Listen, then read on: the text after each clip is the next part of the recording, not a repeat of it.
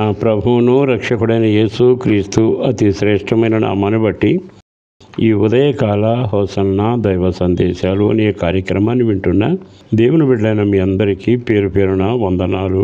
ఈ మధ్య హనుమాన్ జంక్షన్లో జరిగిన సభల కొరకు మీరంతా ప్రార్థించారు. ప్రభు చాలా ఆశీర్వాదకరంగా దీవెనకరంగా జరిగించారు. అందుకు దేవునికి వందనాలు. ప్రార్థించిన మీ అందరికీ మరొకసారి కృతజ్ఞత తెలియచేస్తున్నాను. ప్రభువు మిమ్మల్ని దీవించునుగాక. ఈ శుభవేళ ఒక వాక్యాన్ని మీ జ్ఞాపకం చేస్తాను. అదేమిటంటే, మన వ్యక్తిగత జీవిత అనుభవాల్లో చాలాసార్లు తప్పించబడాలని ఆరాటపడుతుంటాం. అంటే కొన్ని విషయాల్లో మనం తెలియకుండానే చిక్కుబడుతుంటాం. 10 మంది కలిసి మాట్లాడుతున్న మాటల్లో మనం చిక్కుబడతాం. కొన్నిసార్లు వెళ్ళకూడని మార్గాన వెళ్ళి నాశన పంచుల్లో చిక్కుబడుతుంటాం. కొన్నిసార్లు మనుషులు నమ్మి పెట్టుబడి పెట్టి ఆర్థికమైన ఇబ్బందుల్లో చిక్కుబడుతూ ఉంటాం. ఇలా చెప్పాలంటే చాలా ఉంటాయి. కానీ వీటన్నిటి నుంచి విడుదల పొందాలని తపన పడుతుంటాం. విడిపించవా, తప్పించవా అంటూ మనుషులు బ్రతిమలాడతాం, కొన్నిసార్లు దేవుని బ్రతిమలాడతాం, కొన్నిసార్లు ఏదేదో శత ప్రయత్నాలు చేసి నిరాశపడతాం. కానీ నీవు విడిపించవలసిన, తప్పించబడవలసిన ఒక స్థలం ఉంది. దాని గురించి ఈరోజు చెప్పాలని కోరుకుంటున్నాను. 69వ కీర్తనలో ఇలా రాయబడింది, 14వ వాక్యంలో, నేను దిగిపోకుండా ఊబిలో నుండి నన్ను తప్పించు. నేను దిగిపోకుండా నన్ను ఊబిలో నుంచి తప్పించు. విన్నారే మాట? ఊబిలో దిగబడిపోతున్నాడట. దిగిపోకుండా నన్ను తప్పించని ప్రార్థన చేస్తున్నాడు. ఊబి మీలో చాలామందికి తెలుసుగా. మనం బురదను చూస్తుంటాం. నీడతో ఎక్కువ భాగం కలిసిన బురదగా ఉండి నడుస్తుంటే బట్టల మీద, ముఖం మీద పడుతూనే ఉంటాం. కొన్నిసార్లు కాళ్ళు బయలుదేరితే ఆ బురద నీడు మన మీద పడతాయి. బురద వేరు, ఊబి వేరు. ఊబి అనగా అది బురదే, కానీ చిక్కగా ఉంటుంది. నీళ్లు చాలా తక్కువగా ఉంటాయి. మరో విచిత్రం ఏంటంటే, అందులో పడ్డవాడు బయటికి రావడానికి ప్రయత్నం చేస్తే బురదైతే జారిపోతుంది. ఊబి తక్కువ నీడతో ఉంటుందిగా, పట్టుకోవడం వలన అది అనుకున్నంతగా నిన్ను బయటికి రానివ్వదు. అది నీ శరీరాన్ని అన్ని పట్టేసినట్టుగా ఉంటుంది. మరొక విచిత్రం చెప్పన, ఊబికి గొప్ప లక్షణం కింద అడుగు ఉండదు. అంటే ఆ భయంకరమైన గోతులో, బురద కోతులో పడ్డావు, మెత్తగా ఉంటుంది. నీళ్ళేమో తక్కువగా ఉంటాయి, శరీరాన్ని పట్టేస్తూ ఉంటుంది. పోనీ కాలు మోపుదా ఉంటే కింద అడుగు ఉండదు.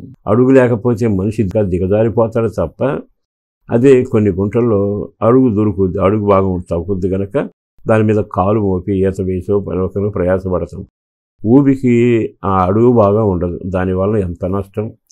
వ్యభిచారం అనే ఊబి కానీ, నష్టం అనే ఊబి కానీ, మిత్రద్రోహం అనే ఊబి కానీ, వ్యసనాల ఊబిని కానీ, ఓ రకంగా చెప్పాలంటే స్త్రీ వ్యామోహంలో చిక్కుబడ్డవాడు ఊబిలో పడ్డట్టే. అట్లా ఊబిలో పడ్డవాడు బయటికి రావాలని శత ప్రయత్నాలు చేస్తాడు. చేసుకోవడం వలన తను ఎంత ప్రయత్నం చేసినా రాడు. కొన్నిసార్లు మీరు గమనిస్తే తప్పిపోయిన కుమారుని చరిత్ర చాలాసార్లు విన్నారు. అతడు సొమ్ముతో పయనమై సుఖంతో ప్రారంభించి ఊబిలో పడ్డాడు. అయిన వాళ్ళంతా దూరం అయిపోయారు. ఉన్నానన్నవాడు లేకపోయారు, లేపేవాడు లేకపోయారు, మేము ఉన్నామన్నవాడు కనబడకపోయారు. ఇంకా ఎంతవరకు అంటే ఒంటి మీద బట్ట లేదు, తిండి లేదు.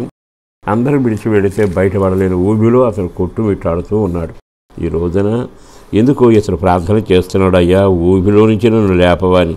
పైన ఒక మాట ఉంది, యెహోవా అనుకూల సమయంలో నేను నిన్ను ప్రార్థిస్తున్నాను. అంటే మనని ఊబిలో మునిగిపోయే ప్రాణం పోకమునిపే అనుకూల సమయం. అంటే దేవుడు మనల్ని చేయించి లేపగలిగిన సమయంలోనే. అంతా మునిగినాక నువ్వు వచ్చి ఏం చేయలేవు. మునిగిపోయి శవమైనాక ఏం చేస్తావు? మునిగిపోక మునిపే జీవాధిపతి అయిన దేవుని వైపు తిరిగితే నిన్ను లేపగలిగిన స్థామత ఆయనకే ఉంది. ఊబిలో నుంచైనా, గుంటలో నుంచైనా, నాశనంలో నుంచైనా, గాఢాంధకారంలో నుంచైనా. ఆయన ఎవరు అంటే, ఆయన బాహు ఉన్నతమైంది. ఆయన చేయిబెట్టి లేపితే నీ పరిస్థితులను ఒక్క క్షణంలో తారుమారవుతే నీకు మంచి జరగబోతుంది. నేను అనుభవిస్తున్నాను. ఆయన చెయ్యి నన్ను లేపబట్టే ఈరోజు నేను ఈ స్థితిలో ఉండగలిగాను. ప్రియ దేవుని బిడ్డలారా, మీరు ఆయన వైపు తిరిగి ఏ ఊబిలో ఉన్నా ఒక క్షణం, దేవా నాకు సాయం చేయవా, నన్ను చేపెట్టుకుని లేపవా అని అడిగి ఆయన బ్రతిమలాడితే తప్పకుండా లేపుతాడు. నీకు మంచి రోజులు వస్తాయి. అంతా అయిపోయినాక ప్రార్థన చేసావే అనుకో, ఇక ఆ తర్వాత నువ్వు పొందే మేలు కూడా ఏముండదు. విన్నారుగా?